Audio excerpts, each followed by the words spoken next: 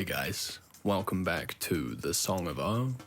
This video is going to be a little bit different. I'm going to be jumping in front of the camera to show you how you can take random bits of old junk like plastic bottles, bottle lids, cardboard rolls, old chargers, and turn them into your very own sci-fi style weapon.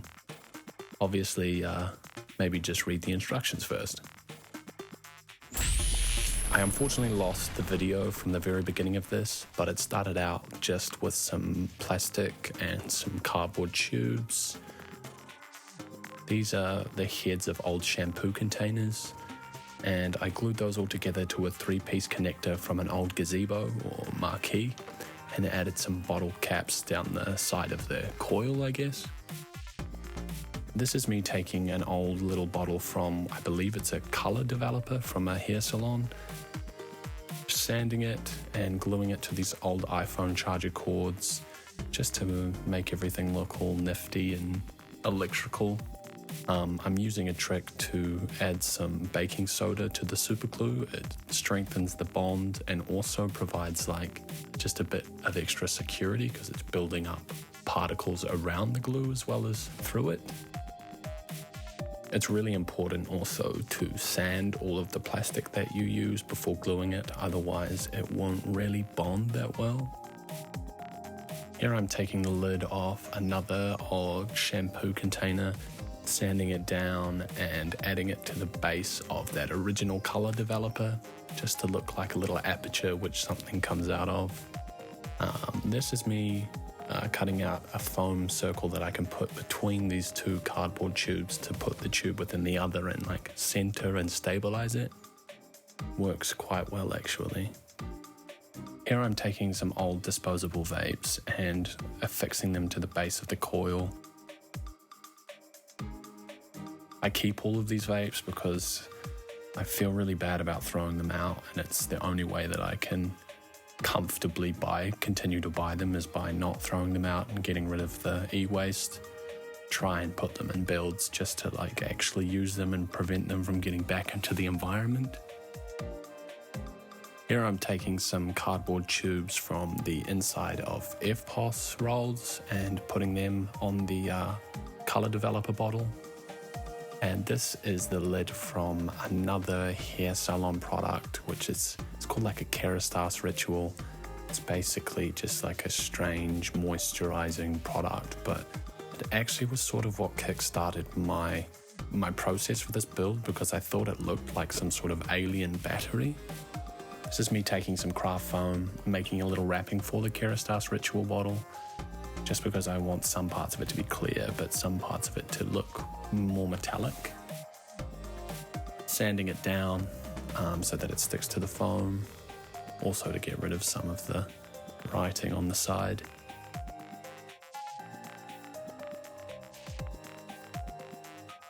And then super gluing that sucker on.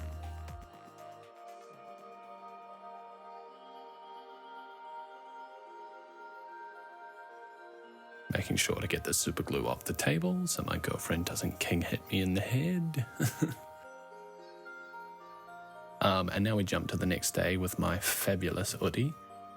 And I'm taking a part of an old plastic toy gun and making a sort of foam housing for it. You'll also notice that I've super glued, I think it was a toilet cleaner bottle, which I sanitized and soaked to obviously get rid of all of the gross shit. But I put that on the base of the gun just to make like a little hand rest or grip, I guess is what you would call it. Then I decided to try to look a little bit more respectable from the waist up, thinking that you wouldn't see the waist down, but here we are. Super gluing some foam to this larger barrel, which I want to be on top. And this is just like a spacer between the two gun barrels, which you will see in this little section. And this piece is from an old spray bottle. I took some inspiration from Portal and District 9 for the design. So I wanted some sort of shell on the top that wrapped around the barrel and also just gave it this more sort of aerodynamic, sleek look. And I really liked the curve of the spray bottle and decided that it would be perfect. So here I'm just cutting it up massacring it, if anything.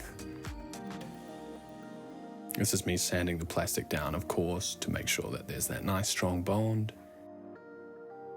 And I will glue that to the top of the barrel, and away we go. Here I'm designing the main body of the gun, which, if anything, you should probably actually do first. Kind of did this backwards, but it was a true scratch build in the sense that I had no idea what I was going to do until I was doing it. So I added that to the body of the gun, which strengthens it and gives it a bit more stability. I also added some little details to the battery thing on the bottom, some old bits of plastic, and these are those little lids from the top of the shampoo bottles. I'm gluing those into the inside to cover up some seams and also just to add a more tech feel to the whole thing. And here is the main body of the gun. I've added a few more details like a medicine bottle here, a chopped up water bottle here, some cords, a microchip, and the top of a floor cleaner bottle.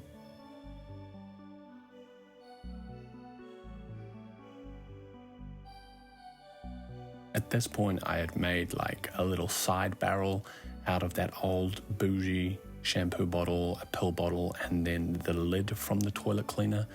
It had this kind of cool grill sort of aesthetic, I suppose. And here I am gluing it to the side of the gun.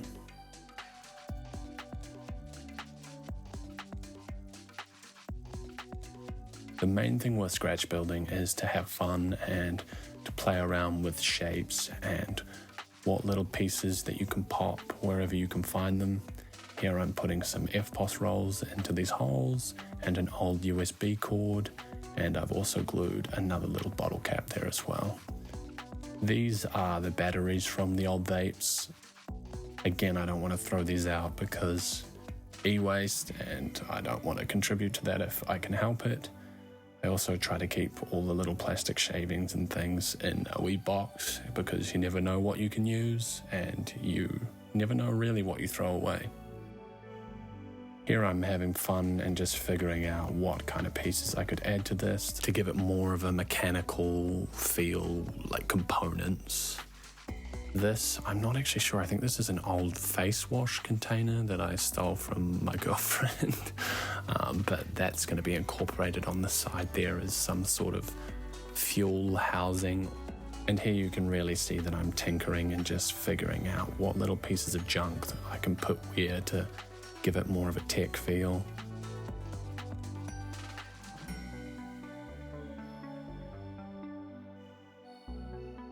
It really is all about experimentation in this stage, depending if you've come up with a design.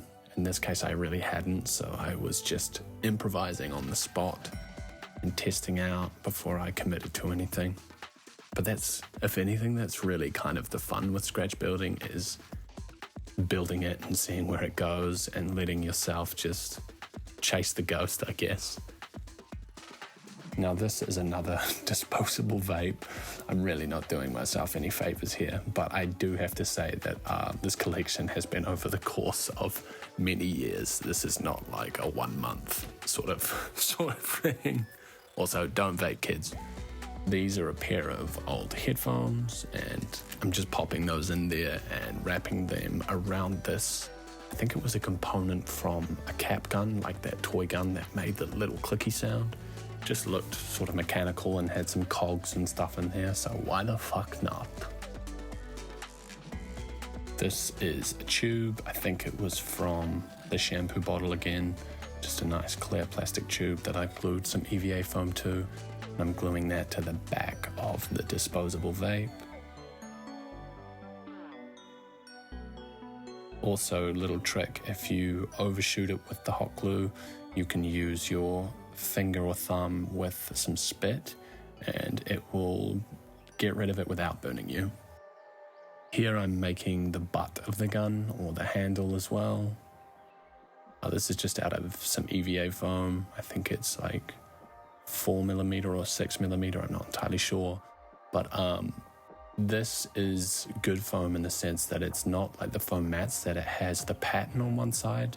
So this is really good for prop building because it glues without having to sand.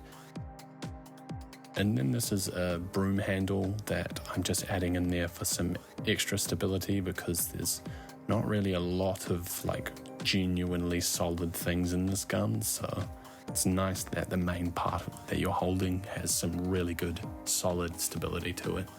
I decided that I wanted to wrap it as well.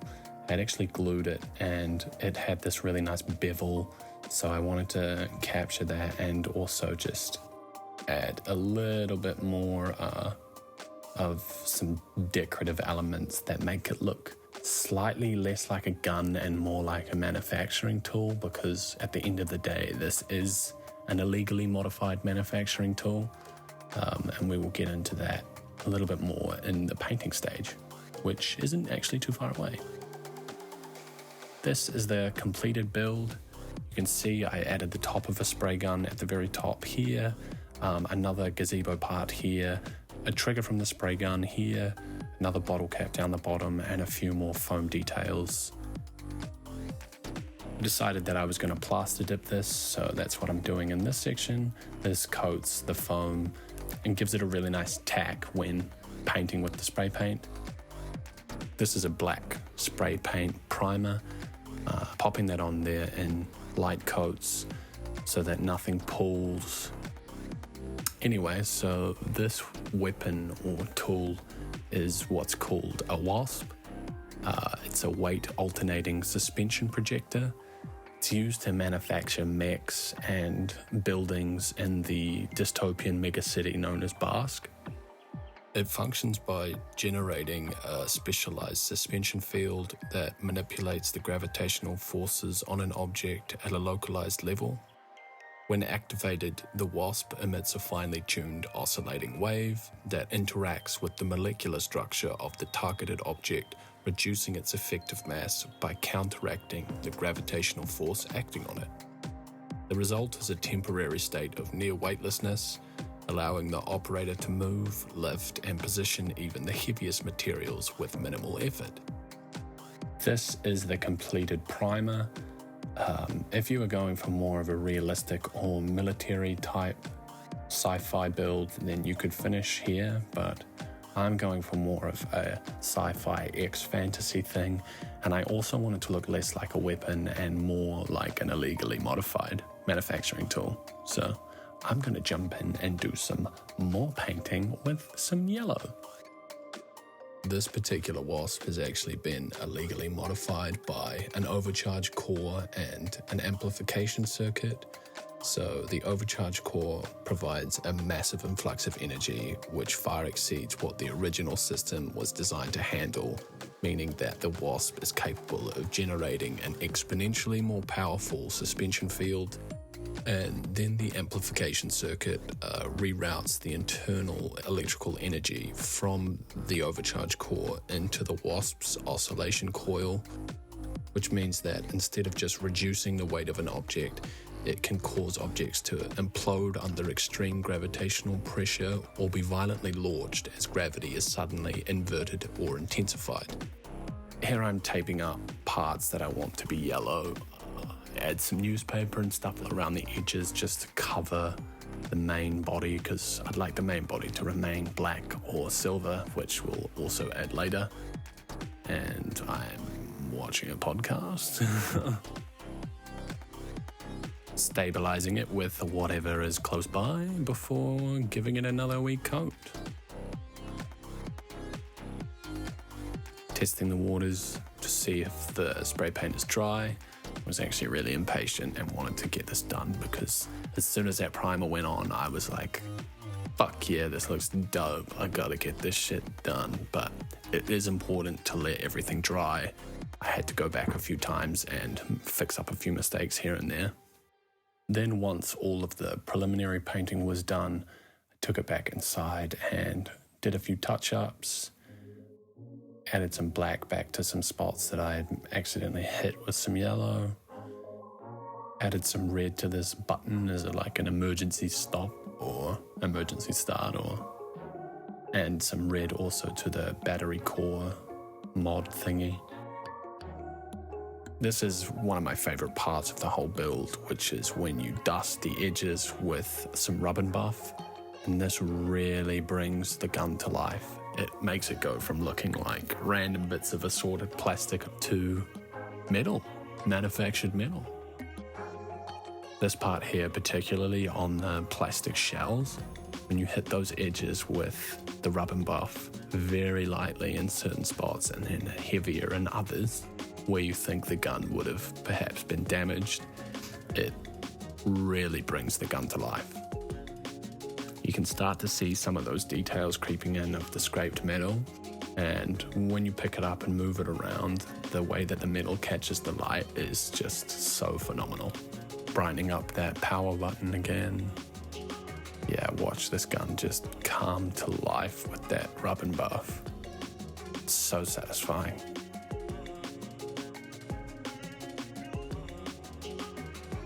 I have to stress that it's important to be quite spare with this. You don't want to go overboard. If you do, it can look very fake very quickly. It's just about being conscious where you think there might be damage or scuffing, and also what parts are going to be more chrome looking and what parts are going to look a little bit more like black metal.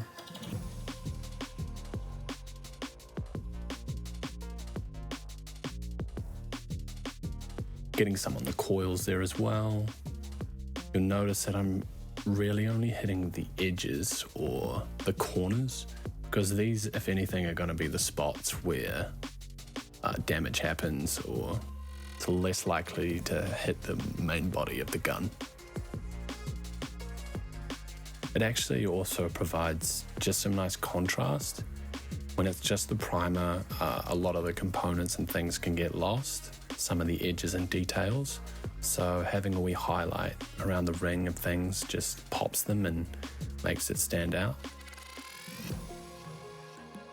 And this was the initial first completed paint pass before any rust or weathering.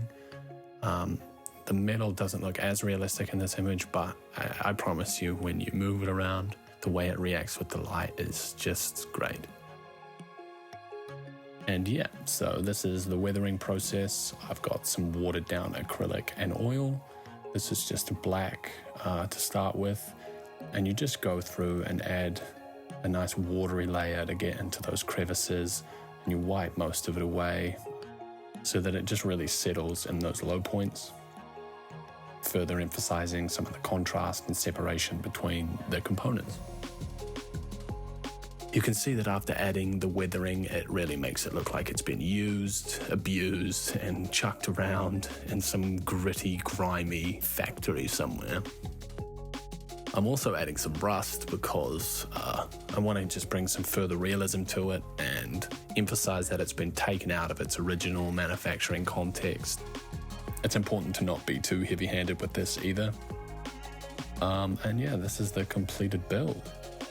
If you do decide to make your own weapon, it will probably not end up like this one, but I'm sure that you can use the techniques and tricks and make something really unique that may fit into your own world, or maybe this might help you to make your own gun from like a video game or from a movie.